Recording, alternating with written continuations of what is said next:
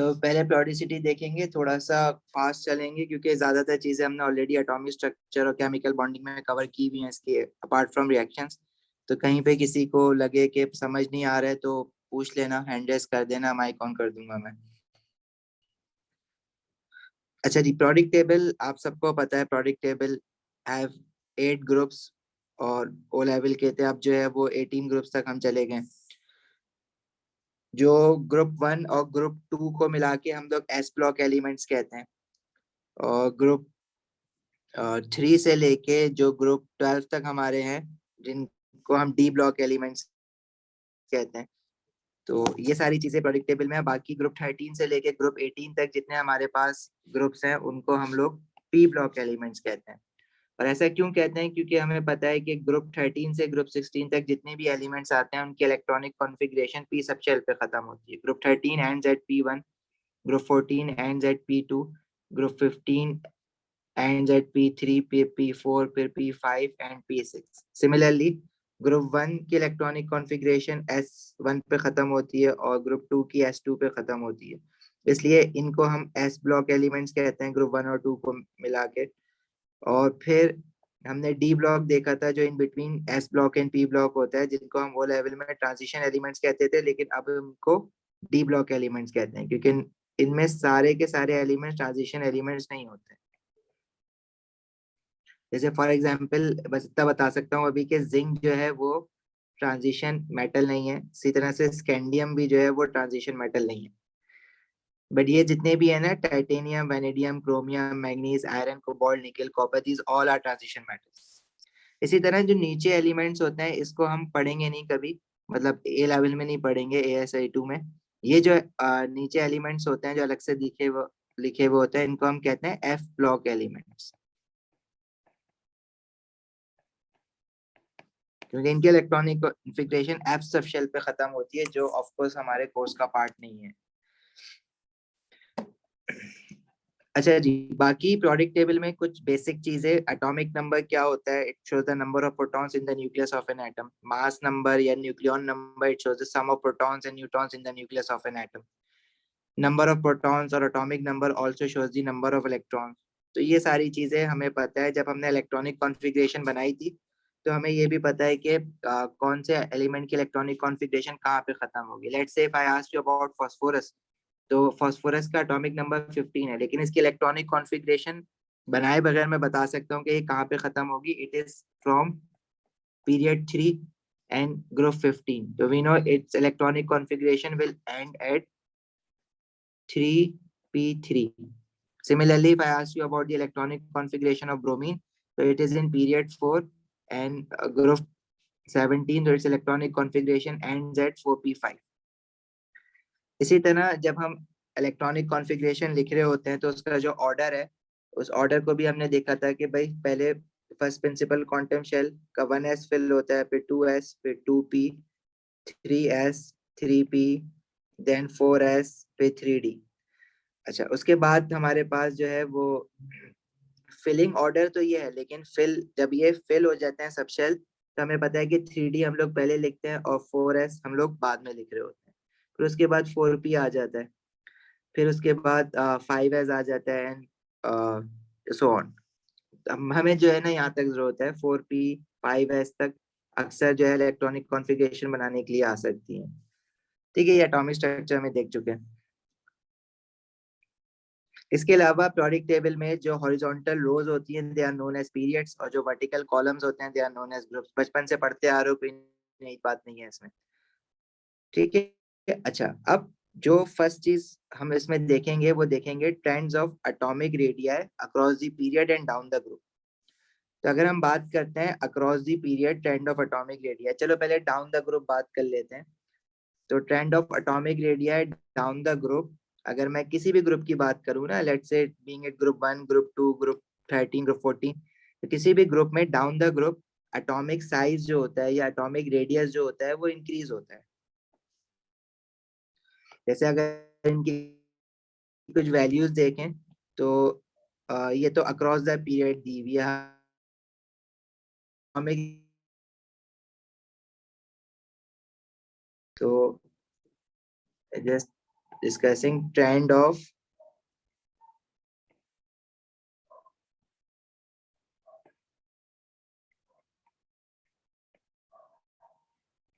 atomic size, और इसको हम atomic, सुनोगे और बहुत दिखने वाला है, डाउन द ग्रुप। बहुत सिंपल सी इसकी एक्सप्लेनेशन है। Down the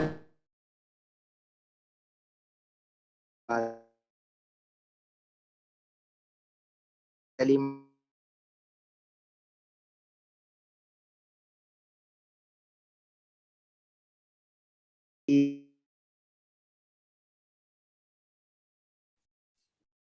okay sir. Periodic table समझ लो, पीरियोडिसिटी कह लो उसको।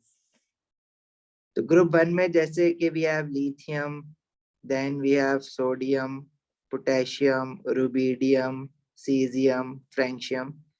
Down the group, we all know that atomic radius increases. Down the group,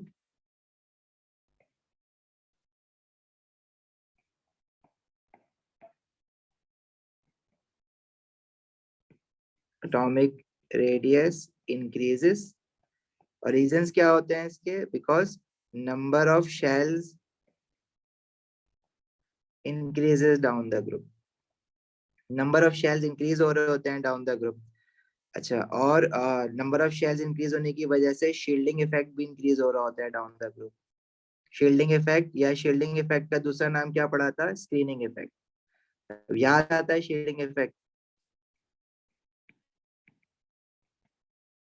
shielding effect था, it is the repulsion of the outer shell electrons by the inner shell electrons.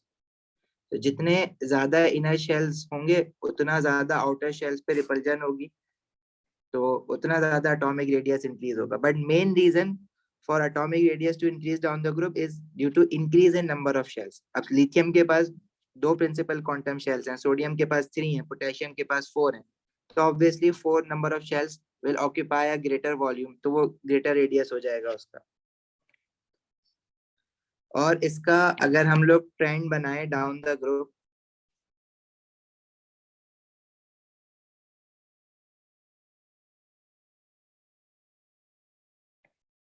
Radius and for example lithium हो गया, फिर sodium, potassium, rubidium, caesium and francium, तो हमारे पास जो line आएगी, curve जो आएगा वो स्ट्रेट लाइन आएगा लाइक दिस, मतलब इंक्रीजिंग का आएगा। स्ट्रेट लाइन, कर्व लाइन हम डिटेल में नहीं जाएंगे कि किसका एटॉमिक रेडियस कितना है, बट इंक्रीजिंग ट्रेंड आएगा हमारे पास। इसी तरह अगर मैं इनके आइंस की बात करूं, फॉर एग्जांपल लिथियम एटम का साइज जो है वो लिथियम आइन से बड़ा होगा, because it they are group 1 metals. तो when lithium has an atomic number of 3, so when lithium atom loses 1 electron from its outer shell, तो उसका outer principal quantum shell ही खत्म हो जाता है, तो now it is left with 2 principal quantum shells। तो जब number of shells कम हो जाएंगे तो size भी छोटा हो जाएगा, तो atomic radius of their corresponding ions will always be smaller। तो अगर मैं आइंस का ट्रेंड बनाऊंगा तो आपस में तो वो इंक्रीज होगा, लेकिन इनके अगर रिस्पेक्टिव एटम से कंपेयर करेंगे तो वो डिक्रीजिंग होगा। मतलब लिथियम एटम का साइज बड़ा होगा, लिथियम आयन का साइज छोटा होगा। सिमिलरली सोडियम एटम का साइज बड़ा होगा, सोडियम आयन का साइज छोटा होगा। तो जितने भी मेटल्स हैं which form ions by losing electron, तो उनके आयनिक साइज उनके एटॉमिक साइज से छोटे होंगे। But what about non metals? Non metals में लेट्स से अगर वी कंसीडर ग्रुप 17, ग्रुप 17 में फ्लोरीन, क्लोरीन, ब्रोमीन, आयोडीन। तो down the group their atomic radius will also increase because number of shells are increasing. लेकिन जब इनके ions बनते हैं तो इनके आयंस तो नेगेटिवली चार्ज होते हैं ना, like fluoride ion, chloride ion, bromide ion, iodide ion. इनका प्रिंसिपल क्वांटम शेल तो कम नहीं होता, उतने ही रहते हैं। इनफैक्ट एक एक्स्ट्रा इलेक्ट्रॉन ऐड हो जाता है, तो इनके जो एटॉमिक आयनिक रेडियस हैं वो उनके एटॉमिक रेडियस से थोड़े से बड़े होते हैं। रीजन क्या है? क्योंकि जब आयन बनेगा तो नंबर ऑफ शेल्स तो वही है, एक इलेक्ट्रॉन ऐड हो गया, और इलेक्ट्रॉन ऐड होने की वजह से there will be a slight increase in repulsion between the shells. तो इनके आयनिक रेडियस इनके एटॉमिक रेडियस से बड़े होंगे। So for those, so for cations,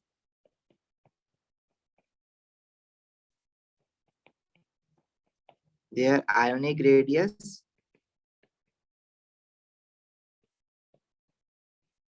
are smaller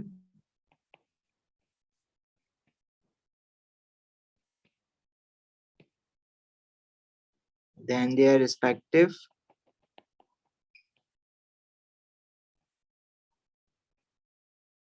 atoms. And for anions, और रीजन भी लिख लो, रीजन अगर याद ना रहे तो। रीजन क्या है?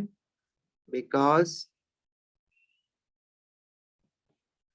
number of shell decreases.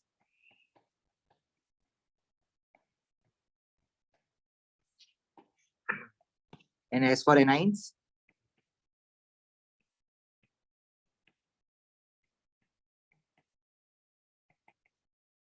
their ionic radii are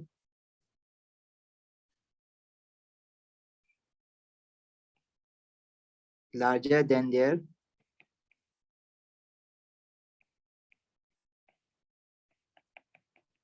respective atomic radii.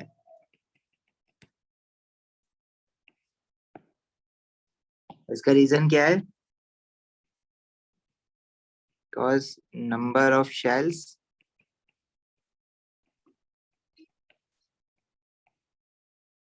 stays same, but electron are added. अब एक इलेक्ट्रॉन भी हो सकता है, दो भी हो सकते हैं,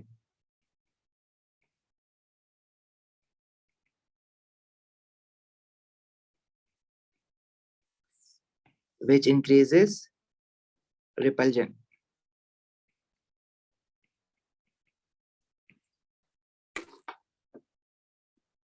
जी जोयान इनऑर्गेनिक पार्ट। ठीक है, आगे बढ़े।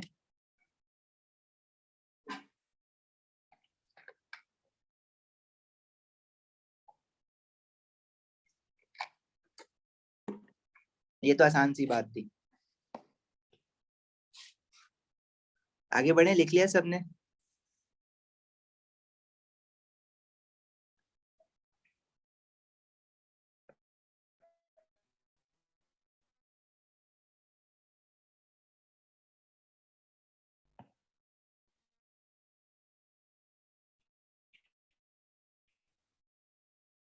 अच्छा, रेडिया अक्रॉस द पीरियड।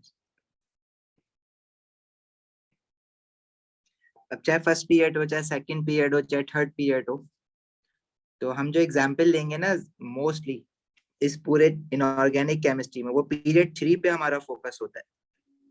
और पीरियड जनरल बात करें सारे पीरियड्स के लिए, तो across the period atomic radii जो होते हैं वो डिक्रीज होते हैं। तो इसको पहले लिख लेते हैं और फिर इसको समझते भी हैं। ये डिस्कस भी हुआ है वैसे पहले। Atomic radii decreases across the period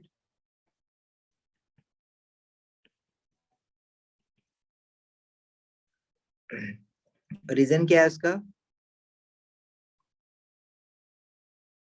अच्छा, across the period nuclear attraction increase होती है क्योंकि न्यूक्लियर चार्ज इंक्रीज हो रहा है ना। Because if we consider period 3 as an example,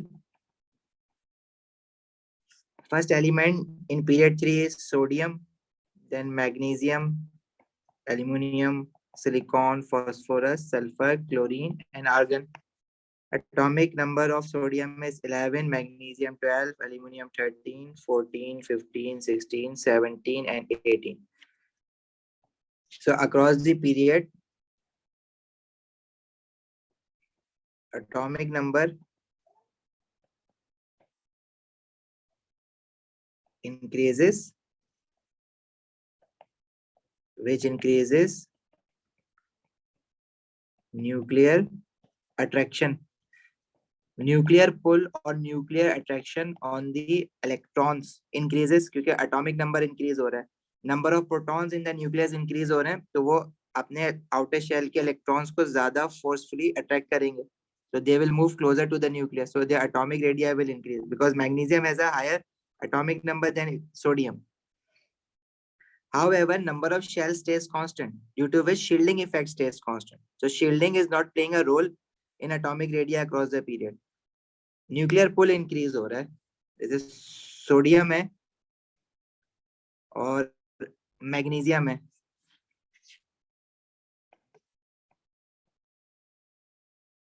इनको अगर कंपेयर करें तो जो इनवर्ट फोर्स है सोडियम या न्यूक्लियस जो सोडियम के इलेक्ट्रॉन्स पे फोर्स लगा रहा है वो उसकी वैल्यू, और जो मैग्नीशियम का न्यूक्लियस अपने आउटर इलेक्ट्रॉन पे फोर्स लगा रहा है उसकी वैल्यू में फर्क है, मैग्नीशियम की ज्यादा है सोडियम की कम है। बट जो इन पे आउटवर्ड फोर्स है दैट इज शील्डिंग इफेक्ट, वो दोनों में इक्वल है because number of shells are equal. So as shielding effect stays constant and nuclear attraction increases, so overall there is a decrease in atomic radius.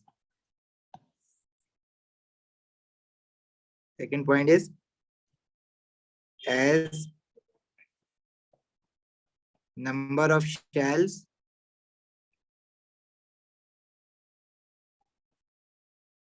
stays same, so shielding effect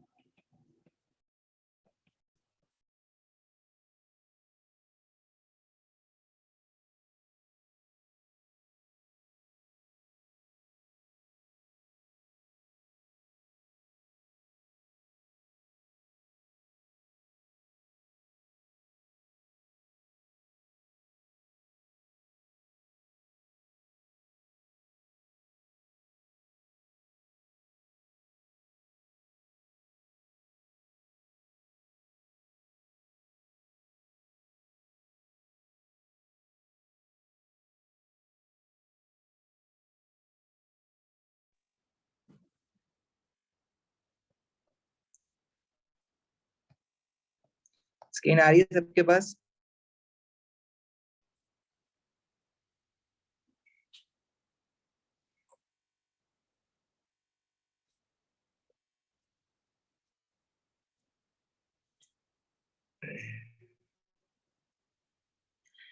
अच्छा जी।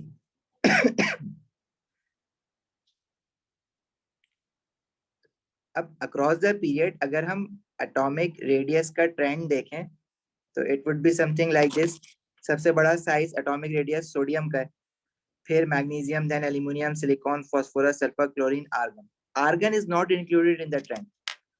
अच्छा, argon का जो atomic radius है ना, वो अगर मैं right atomic radius उसका यहाँ पे मेंशन करूं तो it will be larger than sodium. Sodium से बड़ा है। अब उसका रीजन ये नहीं कि इसमें कोई हमारे पास एक्सेप्शन है, ये कोई एक्सेप्शन नहीं है। आर्गन को हम अपने सिलेबस में इंक्लूड ही नहीं करते, मतलब ट्रेंड पढ़ते वक्त हम आर्गन को इंक्लूड ही नहीं करते। क्यों नहीं करते अभी समझ आ जाएगा। अगर मैं इनकी एक्चुअल वैल्यूज देखूं जो को आपको हरगिज याद नहीं करनी है। सोडियम का जो एटॉमिक रेडियस है that is 0.157 nanometers, magnesium is 0.136 nanometers. Decrease हो रहा है ना आगे। अब आर्गन का दिया हुआ ही नहीं है यहाँ पे। उसका रीजन क्या है? देखो, जब हम एटॉमिक रेडियस मेजर, अब तक जो हमारे पास टेक्नोलॉजी है उसके थ्रू हम एटॉमिक रेडियस मेजर कर पा रहे हैं। प्रॉब्लम ये है कि अगर मैं बात कर रहा हूँ लेट्स से मेटल्स की, जैसे for example sodium, magnesium, aluminium, यहाँ तक तो सारे मेटल्स हैं, मेटालिक बॉन्डिंग है ना इनमें। और मेटालिक बॉन्डिंग कुछ इस तरह से होती है कि metal positive ions are surrounded by sea of delocalised electrons. अच्छा, हम ये बनाते तो यूं हैं, लेकिन एक्चुअल में क्या होता है कि ये जो इनके ऑर्बिटल्स हैं they are slightly overlapping with each other. तो जब हम इनका एटॉमिक रेडियस मेजर करते हैं तो हम क्या करते हैं, जैसे आपने फिजिक्स में वो ओ लेवल फिजिक्स में एटीपी करते वक्त एक्सपेरिमेंट पढ़ा होगा ना, जिसमें दो सेट स्क्वायर्स के बीच में हम लोग टेनिस बॉल्स रख लेते हैं, बहुत सारी, 3 4 5 आगे चलो। तो ये 5 टेनिस बॉल्स की जो डायमेंशन है h2h मेजर लेंगे। उसके बाद जब इनको डिवाइडेड बाय 5 करेंगे इस डिस्टेंस को, तो डायमीटर ऑफ ईच बॉल आ जाएगा। और डायमीटर को और फर्दर डिवाइड बाय 2 करोगे तो रेडियस आ जाएगा। अब ये जो बॉल्स है ना, ये तो बाउंड्री टू बाउंड्री कांटेक्ट में है, लेकिन जो एटम्स है ना, उनका कोई डेफिनेट बाउंड्री नहीं है। जो ऑर्बिटल्स हैं, जब एटम्स एक दूसरे के करीब होते हैं तो जो ऑर्बिटल्स है ना, they are slightly overlapping with each other, they are not bonded together, metal positive ions, they have c of delocalized electrons in between them, but still orbital जो होते हैं वो कोई डेफिनेट बाउंड्री तो नहीं है ना, वो एक रीजन है बस। तो वो क्या होता है, स्लाइटली ओवरलैप हुए हुए होते हैं। तो जब हम इस तरह से इनकी डायमेंशन मेजर करते हैं, और फॉर एग्जांपल अब इसमें तो यहाँ पे सिर्फ 5 मेटल पॉजिटिव आयंस बने हुए ना, लेकिन एक्चुअल में there will be billions of metal positive ions, जिसको हम मोल्स लगा के एवोगाड्रो नंबर यूज करके सॉल्व करेंगे। तो जब हम डायामीटर निकालते हैं या रेडियस निकालते हैं एक एटम का मेटल्स में, तो हम बेसिकली क्या कर रहे हैं, उनका असल रेडियस तो ये है ना, लेकिन हम जो मेजर कर पा रहे हैं इनको डिवाइड करके वो, इसको जरा गौर से देखना। अब अगर ये स्लाइटली ओवरलैप करा हुआ है तो असल रेडियस तो उसका ये वाला है, रेड वाला, लेकिन जो हम मेजर कर पा रहे हैं ना वो सिर्फ यहाँ से लेके यहाँ तक मेजर कर पा रहे हैं, ओवरलैपिंग रीजन तक, मतलब ये जो ब्लैक कलर में है ना ये वाला। तो हम बेसिकली इनका रेडियस अंडर एस्टिमेट कर रहे हैं, एक्चुअल रेडियस नहीं मेजर कर पा रहे, अंडर एस्टिमेट कर रहे हैं। मैग्नीशियम में भी ऐसा ही होगा, एल्यूमिनियम में भी ऐसा ही होगा। मैग्नीशियम, सोडियम, मैग्नीशियम, एल्यूमिनियम के बाद जो आगे वाले पीरियड में एलिमेंट्स आते हैं like silicon, phosphorus, sulphur, chlorine. अब ये सिलिकॉन एटम अकेला तो नहीं होता ना, सिलिकॉन जो है वो क्या कहते हैं, बॉन्ड बना के बैठा हुआ होता है, लाइक दिस कार्बन की तरह, जैसे कार्बन होता है टेट्राहेड्रल डायमंड में, इसी तरह सिलिकॉन भी होता है। अब इसमें जो सिलिकॉन एटम्स हैं they are covalently bonded with each other, और जब कोवलेंट बॉन्डिंग होती है तो obviously orbitals they are overlapping. तो इसमें भी हम लोग जो रेडियस, एक्चुअल रेडियस तो मेजर ही नहीं कर पा रहे ना, हम तो इसका भी रेडियस, सिलिकॉन एटम का रेडियस अंडर एस्टिमेट कर रहे हैं, एक्चुअल वैल्यू से कम मेजर कर रहे हैं। यही प्रॉब्लम फास्फोरस में भी है, बिकॉज फास्फोरस भी P4 बनाता है, मॉलिक्यूल है ना। तो phosphorus atoms are covalently bonded, so their orbitals are overlapping with each other. यही प्रॉब्लम सल्फर में भी है, यही प्रॉब्लम क्लोरीन में भी है। लेकिन जो आर्गन है, आर्गन तो बॉन्ड नहीं बना रहा है ना, नोबल गैस है। अब आर्गन का, अब प्रॉब्लम यह है कि आर्गन का एटम जो है वो दूर दूर है। अब अगर हम इसको लेट से करीब करीब लाने के लिए हाई प्रेशर पे और लो टेम्परेचर पे उसको मैक्सिमम इतना भी करीब नहीं ला पाते कि वो एक दूसरे के साथ ओवरलैपिंग तो दूर की बात, टच भी नहीं हो पाते। तो जब आर्गन एटम्स का हम रेडियस मेजर करते हैं ना, तो वो हम इंस्टेड ऑफ अंडर एस्टिमेटिंग हम वो उसको ओवर एस्टिमेट कर लेते हैं। मतलब हम मेजर यहाँ से यहाँ कर रहे हैं, और जब इसको डिवाइड बाई 2 करेंगे एक आर्गन एटम का रेडियस निकालने के लिए, तो इंस्टेड ऑफ अंडर एस्टिमेटिंग हमने इसको ओवर एस्टिमेट कर लिया। मतलब वैसे एक्चुअल में वो छोटा है, लेकिन हम जो मेजर कर पा रहे हैं अभी तक जो टेक्नोलॉजी, उससे बड़ा मेजर कर पा रहे हैं।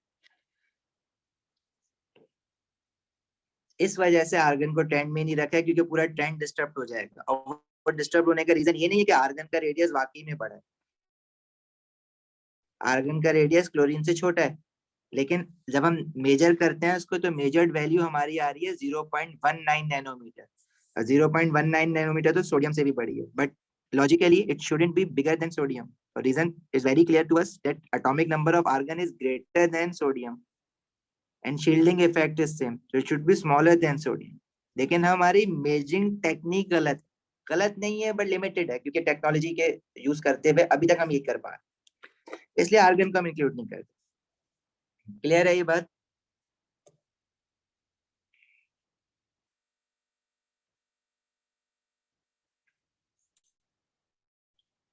तो ये ग्राफ का शेप आपको याद होना चाहिए, और रीजन याद होने चाहिए कि वाई एटॉमिक हम कर रहे हैं। पीरियड 2 में भी ऐसा ही होगा, पीरियड 4 में भी ऐसा ही होगा, अक्रॉस द पीरियड सब में ऐसा होगा। हम अभी एएस में जो डी ब्लॉक एलिमेंट्स हैं उनको पीरियड 4 में you will start seeing from potassium देखोगे, कैल्शियम देखोगे, फिर आप गैलियम पे आ जाओगे, मतलब जम करके ग्रुप 13 पे आ जाओगे, डी ब्लॉक को नहीं कंसिडर करेंगे। लेकिन मोस्टली जो क्वेश्चंस बनते हैं वो पीरियड 3 से ही बनते हैं।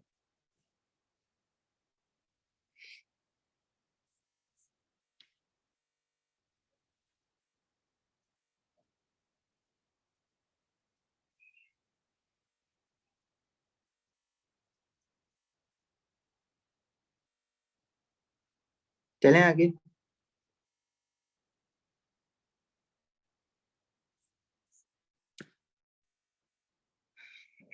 अच्छा, अब अक्रॉस द पीरियड अगर हम इनके आयनिक रेडियस के ट्रेंड देखें ना, अब ये दो ग्राफ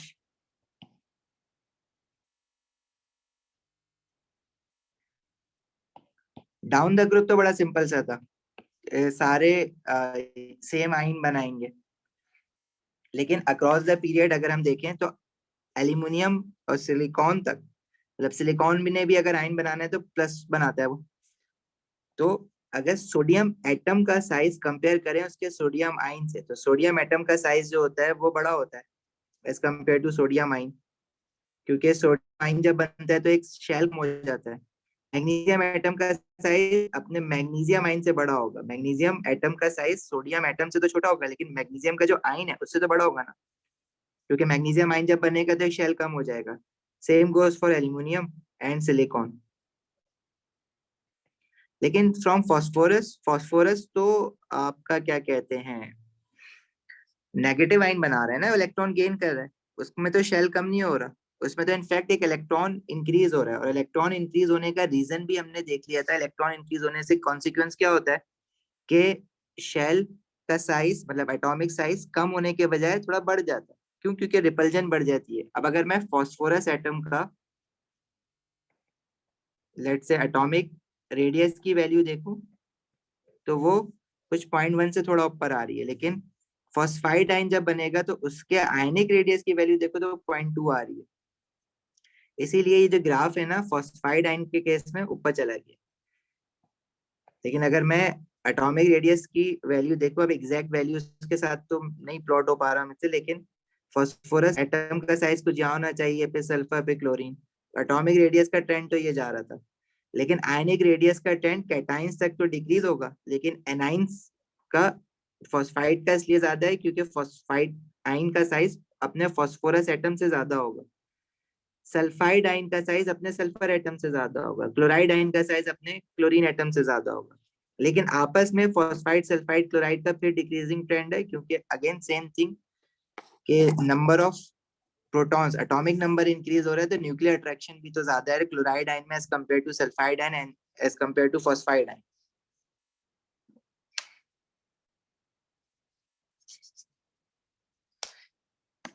क्लियर है ये बात? इसको देख लो एक बार, रिव्यू कर लो, अगर प्रॉब्लम है तो वन बाय वन क्वेश्चन पूछ लो।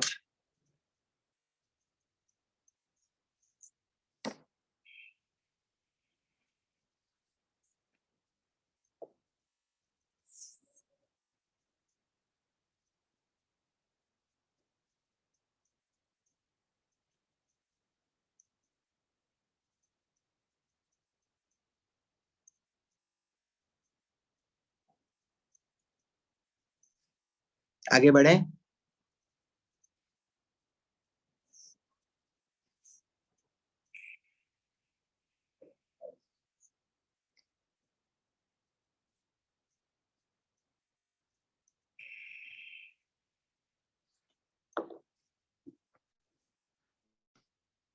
ओके, अच्छा। फोर्थ ट्रेंड जो हमारे पास है वो है periodic pattern of melting points and electrical conductivity. हम मेल्टिंग पॉइंट्स अलग से डिस्कस करेंगे, ये इंपॉर्टेंट है। अब मेल्टिंग पॉइंट का ट्रेंड अक्रॉस द पीरियड, ये चैप्टर है पीरियोडिसिटी। अब डाउन द ग्रुप तो बात कर ही नहीं रहे, हम अक्रॉस द पीरियड बात कर रहे हैं। डाउन द ग्रुप बस रिलेट करने के लिए मैंने बताया था पहले। अब across the period melting point की बात करते हैं। तो जब हमने मेल्टिंग पॉइंट डिस्कस किया था बॉन्डिंग में, तो हमने देखा था कि भाई metals they usually have high melting points except for group one metals. और मेटल्स का हाई मेल्टिंग पॉइंट होने का रीजन क्या होता है? क्योंकि they have giant metallic lattice, so huge amount of energy is required to break many strong metallic bonds. Similarly जो simple covalent structures होते हैं उनका मेल्टिंग पॉइंट जो होता है वो, या बॉइलिंग पॉइंट कम होता है। और उसका रीजन क्या है? सिंपल मॉलिक्यूलर स्ट्रक्चर्स की हम बात कर रहे हैं ना, तो सिंपल मॉलिक्यूलर स्ट्रक्चर्स का मेल्टिंग पॉइंट और बॉइलिंग पॉइंट क्यों कम होता है? क्योंकि in order to change the state of a simple covalent है, सल्फर है, we do not have to break the covalent bonds, we just have to overcome the weak intermolecular forces between the molecules. अब those forces can be van der Waals forces, hydrogen bonding, लेकिन अभी जो हम deal कर रहे हैं period 3 के साथ, तो फास्फोरस का जो मॉलिक्यूल होता है इट इज P4, सल्फर का जो मॉलिक्यूल होता है इट इज S8, क्लोरीन का जो होता है वो Cl2 होता है। अच्छा, मेल्टिंग पॉइंट में हम आर्गन को इंक्लूड कर लेंगे क्योंकि मेल्टिंग पॉइंट तो हम इजिली मेजर कर सकते हैं ना चीजों का। लेकिन सॉरी, तो पहले सोडियम, मैग्नीशियम और एल्यूमिनियम को डिस्कस करें तो ये सारे मेटल्स हैं। सोडियम का मेल्टिंग पॉइंट ग्रुप 1 के मेटल्स का मेल्टिंग पॉइंट यूजुअली कम होता है, मैग्नीशियम का ज्यादा है, एल्यूमिनियम और मैग्नीशियम में बहुत ज्यादा फर्क नहीं है। अच्छा, लेकिन इंक्रीजिंग है ट्रेंड, ये जो लाइन है ना ये हॉरिजॉन्टल नहीं है, मैग्नीशियम टू एल्यूमिनियम, एल्यूमिनियम का थोड़ा सा स्लाइटली ज्यादा होता है। उनका मेल्टिंग पॉइंट इतना ज्यादा क्यों है मेटल से? क्योंकि सिलिकॉन जो है वो सिंपल मॉलिक्यूलर स्ट्रक्चर नहीं है। सिलिकॉन के बारे में अभी बात हुई थी ना, ये जाइंट कोवेलेंट स्ट्रक्चर है या जाइंट मॉलिक्यूलर स्ट्रक्चर है, जिसको हम मैक्रोमोलिक्यूल भी कहते हैं, राइट? और मैक्रोमोलिक्यूल्स का हाई मेल्टिंग पॉइंट और बॉइलिंग पॉइंट क्यों होता है? Because they have a giant molecular structures, so huge amount of energy is required to break a large network of covalent bonds. जैसे डायमंड का हो गया, ग्रेफाइट का हो गया, सिलिका का हो गया, सिलिकॉन एलिमेंट भी जाइंट मॉलिक्यूलर स्ट्रक्चर है।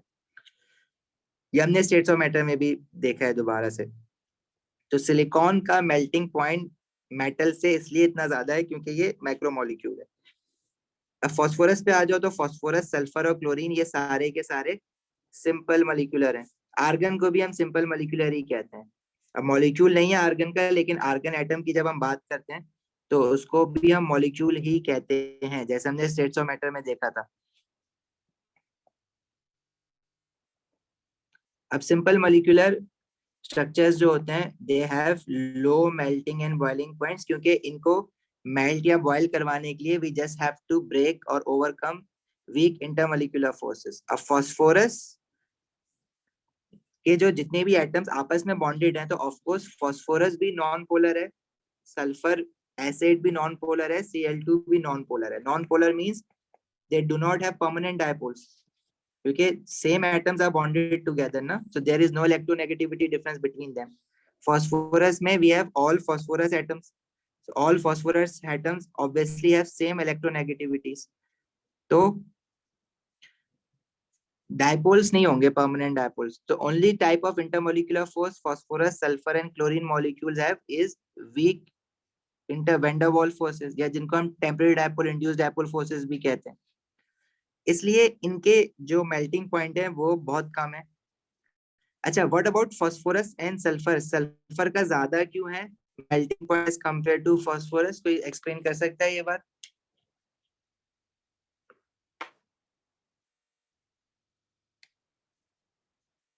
Why sulfur has a higher melting point than phosphorus, though both have weak intermolecular forces between them, van der Waals forces हैं दोनों में सिर्फ। देखो, van der Waals forces दो चीजों पे डिपेंड करती है ना, temporary dipole induced dipole force कह दो उसको या van der Waals फोर्स कह दो, ये दो चीजों पे डिपेंड करती हैं। Number of electrons in a molecule, ज्यादा नंबर ऑफ इलेक्ट्रॉन्स होंगे किसी मॉलिक्यूल में तो van der Waals फोर्सेस ज्यादा स्ट्रॉन्गर होंगी।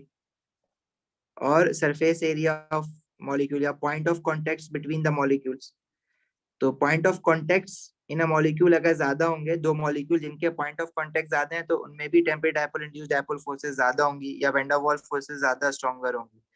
अब सल्फर में देयर आर 8 सल्फर एटम्स, ठीक है, तो नंबर ऑफ इलेक्ट्रॉन्स ज्यादा होंगे actually as compare to 4 phosphorus atoms. so due to more number of electrons in sulfur, the boiling point or the melting point of sulfur is greater than phosphorus। और chlorine का फिर क्यों कम है? क्योंकि chlorine में there are only 2 atoms in a chlorine molecule, तो उनके number of electrons और कम होंगे, क्योंकि एक क्लोरीन के पास इट हैज 17 इलेक्ट्रॉन्स, तो 2 into 17 34 हो जाएगा, लेकिन एक सल्फर के पास यार 16 इलेक्ट्रॉन, तो 16 into 8 128 हो जाएगा। और फास्फोरस के पास सिर्फ 15 इलेक्ट्रॉन्स होते हैं, तो देयर आर 4 फास्फोरस एटम तो उसके कुछ 60 इलेक्ट्रॉन्स हो जाएंगे। तो क्लोरीन के सबसे लीस्ट आ रहे हैं नंबर ऑफ इलेक्ट्रॉन, तो इसलिए क्लोरीन का जो मेल्टिंग पॉइंट है वो फास्फोरस और सल्फर दोनों से कम। जब आप ये टेंट बनाओगे, ये बनाने के लिए भी आ चुका है, तो क्लोरीन को फिर आपने कम ही दिखाना है। कुछ स्टूडेंट्स क्या करते हैं, क्लोरीन को ना बनाते वक्त वो इतना ध्यान नहीं देते और क्लोरीन का जो मेल्टिंग पॉइंट है ना वो फास्फोरस से ऊपर दिखा देते हैं। तो फास्फोरस से नीचे होना चाहिए और इनफैक्ट सोडियम से भी नीचे होना चाहिए।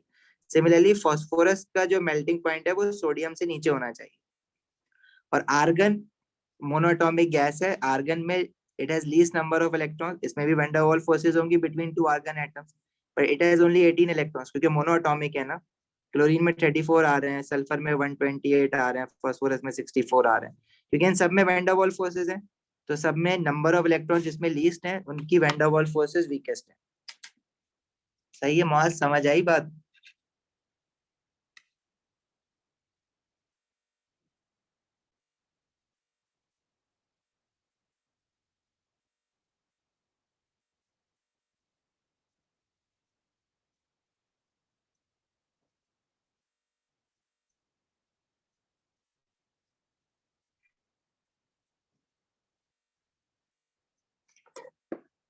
तो इसका रीजन लिखवाऊं, लिख लिया खुद ही? बस इसको फास्फोरस, सल्फर और क्लोरीन को कंपेयर कर लेना है, ठीक है। Chlorine has lowest melting point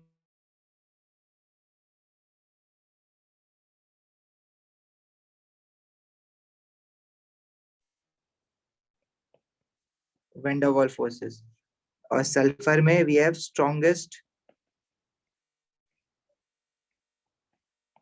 van der Waals forces. और रीजन, sulfur molecules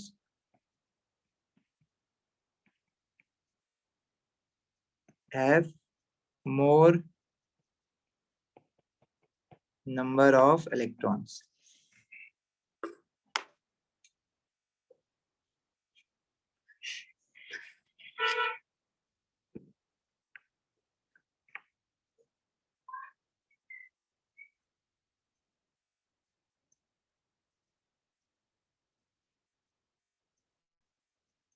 क्लियर है?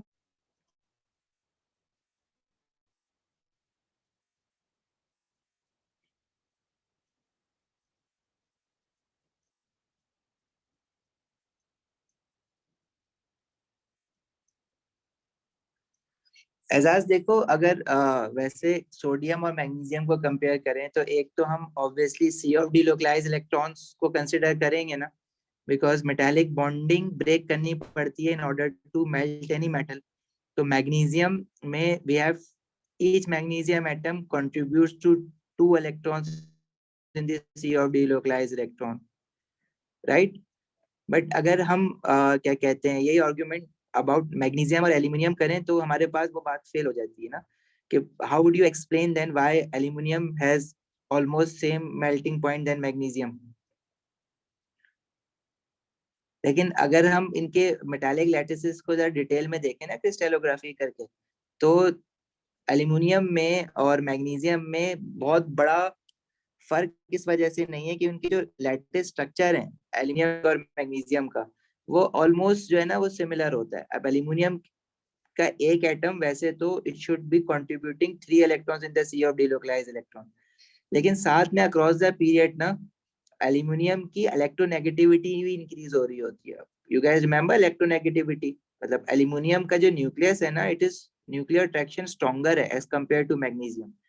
तो वो each aluminium atom is though contributing 3 electrons in the sea of delocalized electron, but aluminium का न्यूक्लियस ना उन इलेक्ट्रॉन्स को अपनी तरफ ज्यादा अट्रैक्ट भी कर रहा होता है वापस।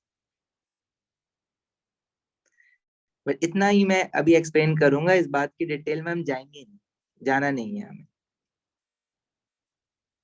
सही है दास?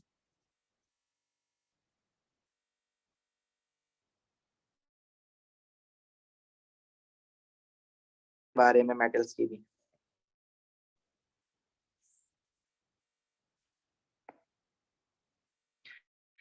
अच्छा, ये हैंडआउट मैं आपको सेंड करता हूँ, वैसे गूगल क्लासरूम पे ऑलरेडी है, आप डाउनलोड भी कर सकते हो उसको वहां से।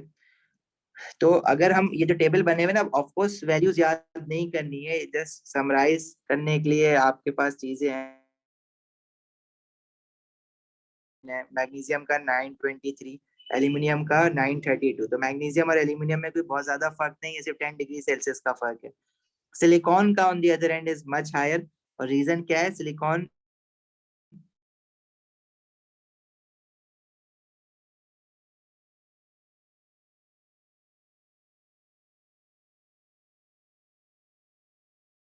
मिस टाइपिंग हुई हुई है, सिलिकॉन के साथ ना जाइंट मेटेलिक लिखा हुआ है, तो उसको जाइंट कोवेलेंट कर देना बस। सोडियम जाइंट मेटालिक है, मैग्नीशियम जाइंट मेटालिक है, एल्यूमिनियम जाइंट मेटालिक है, silicon is giant covalent. Phosphorus is simple molecular, sulphur is also simple molecular, chlorine is simple molecular, argon is also simple molecular.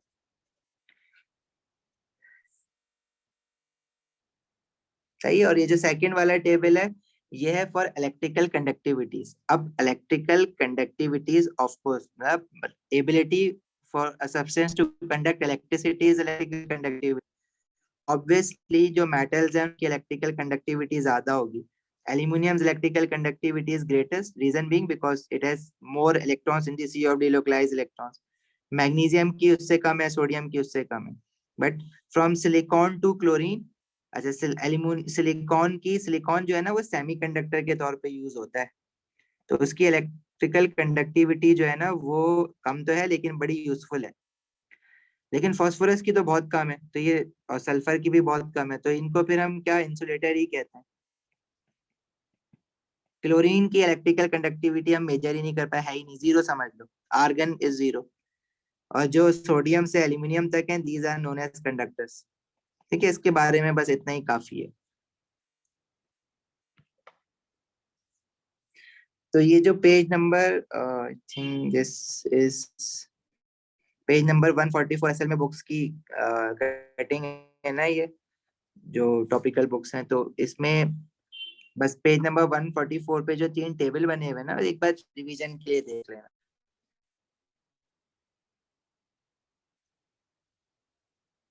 और एक बार ये जो content, ये text लिखा हुआ है, इसको एक बार पढ़ जरूर लेना।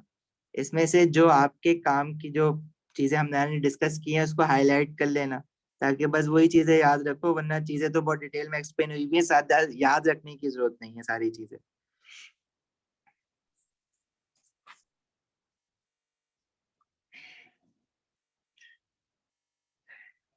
तो क्वेश्चन पूछना है किसी को? अच्छा, फिर of course trend of first ionisation energies, जो हम लोगों ने ऑलरेडी एटॉमिक एटॉमिक स्ट्रक्चर वाले चैप्टर में पढ़ लिया था। अब जिनको नहीं याद है, जिनको याद है, जिन्होंने पढ़ा था, तो एक बार वो रिवाइज करके आना नेक्स्ट क्लास में। हम ये नेक्स्ट क्लास में डिस्कस करेंगे, और थोड़ा सा जल्दी डिस्कस करेंगे। तो trend of first ionisation energies across the period, हमने इलेक्ट्रोनेगेटिविटीज के ट्रेंड भी डिस्कस किए थे, दो के वो सिलेबस का एएस का पार्ट नहीं है, लेकिन उससे अंडरस्टैंडिंग हमारी बेटर हो गई थी। तो बस ये trend of first ionisation energy recall करके आना, ताकि मैं विद इन 5 मिनट्स इसको हम रिकॉल कर लें। बाकी अब यहाँ से ना पीरियोडिसिटी का गंदा वाला काम स्टार्ट हो रहा है। गंदा वाला मतलब रट्टे वाला, याद करने वाला। तो आगे जो है ना, पीरियोडिसिटी या इनऑर्गेनिक केमिस्ट्री थोड़ी सी इतनी इंटरेस्टिंग नहीं है, मतलब बोरिंग है, क्योंकि रटना ज्यादा है, सिर्फ सुनना है और याद करना है।